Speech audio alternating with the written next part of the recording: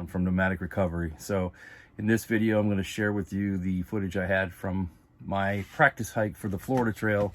I did this over at the Withlacoochie State Forest, which is near me up here in the middle of Florida.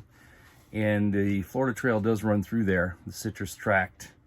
But I kind of broke off that and was going to do a 43-mile loop. I figured it'd take me 3 nights and just wanted to test out my equipment, test out the weight of my pack, just go through it a few times before I go on this through hike, because I haven't done really too many overnight hikes.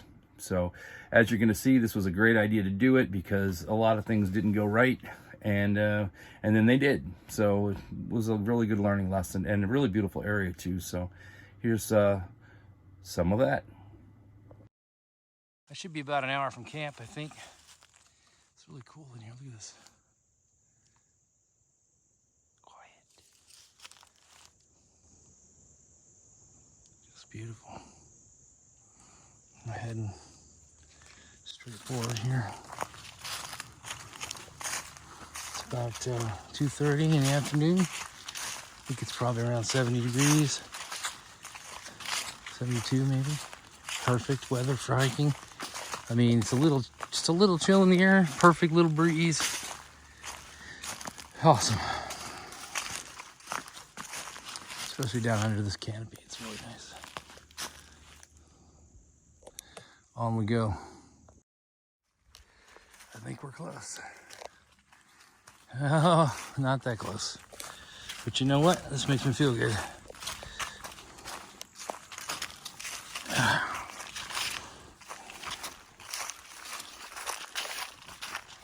Oh yeah. Oh yeah. That'd be 11.1 miles. So I'm at 10-mile mark right here. Wow, I did 10 miles and I almost didn't take too long. Oh yeah. Here we go. Next up, Carson City. Wait. Next up, camp. All right, we're closing in. I can barely walk right now, man. A little bit too much for the first day. There it is. Oh yeah. Clean that camera. You know what's funny? There's supposed to be water here, but I don't see anything like that. Let's see if there's supposed to be a trail that leads to a pump. I don't see it. I guess we're gonna find out. This is where we're camping tonight. Good God.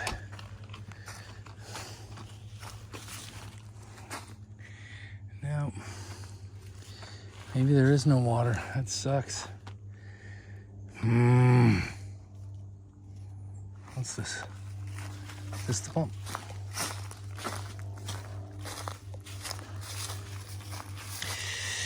Hand water pump, it's gone. Oh, quickest way to hand water pump. Cut southwest. I gotta go another mile.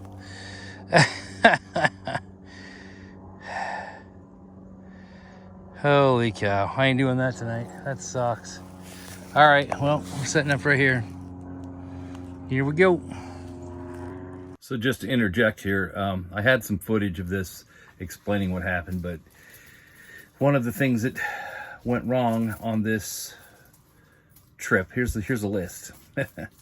So my first water, this is basically a dry trail. So if you're gonna hike this trail, there are no creeks or rivers, right?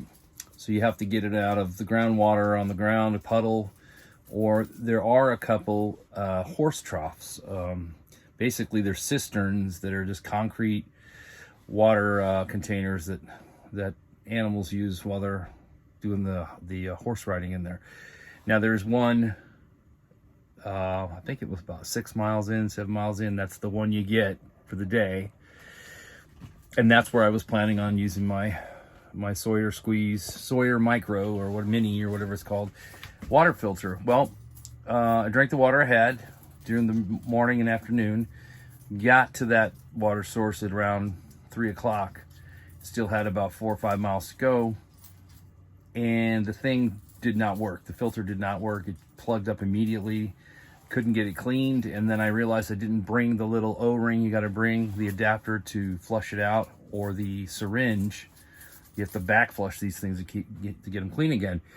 So I got like a sip of water out of it, and then it was gone. So here it is, getting hot. It's about 80, or not 80, about 70 degrees, 75 degrees. Hot, tired, no water, and still 6 miles to go. And I was like, all right, that's fine. So what I did is I spent about an hour, almost 2 hours, trying to clean the thing out, and then eventually just boiling water, 1 liter at a time, letting it cool. I didn't have a second pot to pour the hot water in, so it has to literally cool down before you can drink it or pour it into a bottle without melting your bottle. So it took me a good hour and a half to get that water boiled, because I wanted to have some water. I didn't know what I was going to get into. But at camp, there was supposed to be a water pump there, hand pump. And you're going to see that I found that the next morning. So I got walking into camp, and I had no water on me, in me, and none around. So I didn't die, went through the night without it. But I spent 2 hours walking the woods that night. I arrived in camp and couldn't find the pump. So the first night. And 2 things happened. One, I realized I couldn't find the pump, and I was walking an extra 2 hours on feet that were just killing me. So I probably walked about 15 miles total, and it should have only been 11. But after not finding it, I did run into a hunter coming out of the woods, and he's like, man, you hunting in here? And I said, no, I'm just hiking. You guys getting ready for next week? Because I was thinking it's not till next week. He's like, no, it's tomorrow, dude. General gun season starts tomorrow. You better not be in here walking around.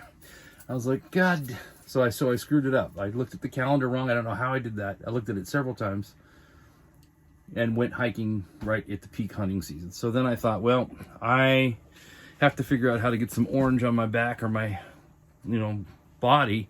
I wrapped the back of my tent around my rainfly over my backpack, which it was orange, and got out of there after one more night. And you're going to see that. I ended up staying at a campground. But anyway, so water didn't work.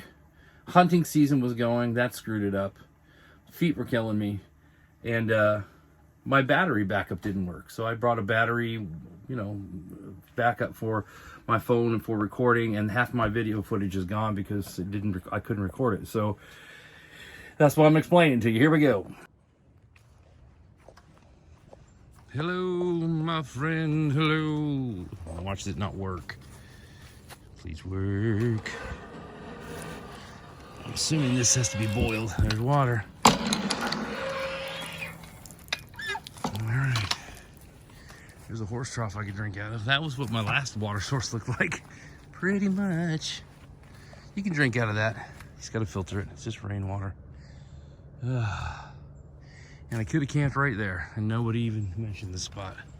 This would have been perfect. Yeah, dang it. Well, there you go. It's a beautiful day, though.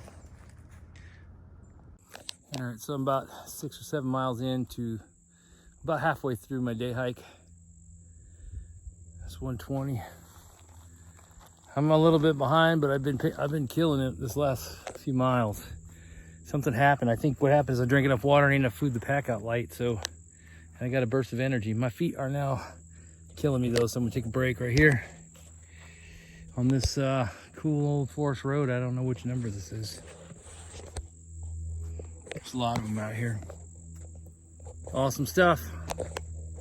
I got this, this is all I got left for the day. This is my whole day supply. Half of it's gone. I'm gonna do the other half now.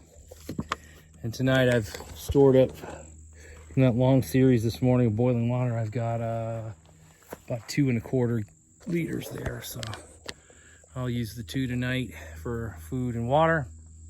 And then I think I'll hike out tomorrow with the little one. Get out of here. So with the hunters out here, it's a little nerve-wracking. I haven't seen anybody. Well, I did see one guy just walking down the road with about 1,000 pounds on his back trying to set up a rig. But so far I've just been out here by myself. Saturday tomorrow though, we'll see. See you. Dang, that was fun today. Man, I killed it. I figured it out. I went so much faster. Felt so much better. There it is. Well, That's the Citrus Tract. I'll do a little commentary after this. This is what we did. I wanted to do, if you remember, here to there. I turned left and I went all the way to there the first night. Somewhere up in here was where my filter got screwed up, so I had no water. And I walked in the forest for hours here. Then the next morning, found some water and had to spend that day boiling.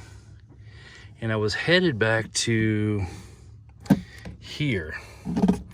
Now that is a long, that's a lot longer than I realized. So I passed this one on the way. This was too early in the morning from that second day. So I was coming down to here and I got about right here and I just was done and I had no water. And I realized right about here is the Tillis Hill campground.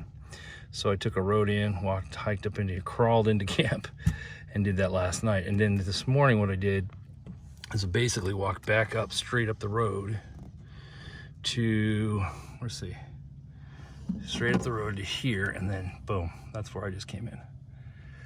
And that went amazing, amazing. My body is finally shifting, muscles aren't hurting, you can really feel it's a workout. It's a little bit of pain, but not bad. The pack is a lot lighter because of the way I packed it this morning. It just sits better.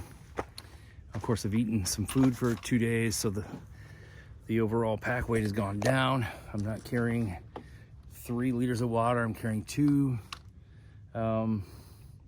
Made an intentional point of hiking an hour and a half, stopping for 10 minutes. Hiking an hour and a half, stop for 10 minutes, drink a little bit of water. Also, stupidest thing, I've been trying to figure out how to get my water quickly, and I couldn't figure out how. I didn't feel like my pack had some kind of way, like to have a bottle here. I had to keep taking it off so I would skip water. Well, I just realized it can sit just like that. And I just realized that on day 3, almost at the end. Stupid. But that's why you do these things. It's one thing to talk about doing it, plan it, watch videos. I've watched a lot of videos and hiked a lot out here for day stuff. But something happens the further you get in.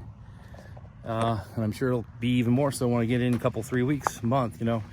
Things change and settle, and you figure out, okay, I want to hang my hat here. I wish I had a clip here. Oh, I need to have this, that. Oh, I don't need this thing, and throw it out. So I'm sure a lot of that's still going to happen on the Florida Trail because I don't have time to do any more rehearsal, but this was a great practice run, even though I had to cut it short because of the hunters. But that also was a lesson, you know. Bring a hat that's orange, or bring something that's orange, and I have something. I have a little hunter's vest that I just left at home because I thought it wasn't hunting season. So I'm just gonna bring, it weighs nothing. I'm just gonna pack it. Things like that. It's gonna be a 1,200 mile hike, and just never know what's gonna pop up, no matter what you plan.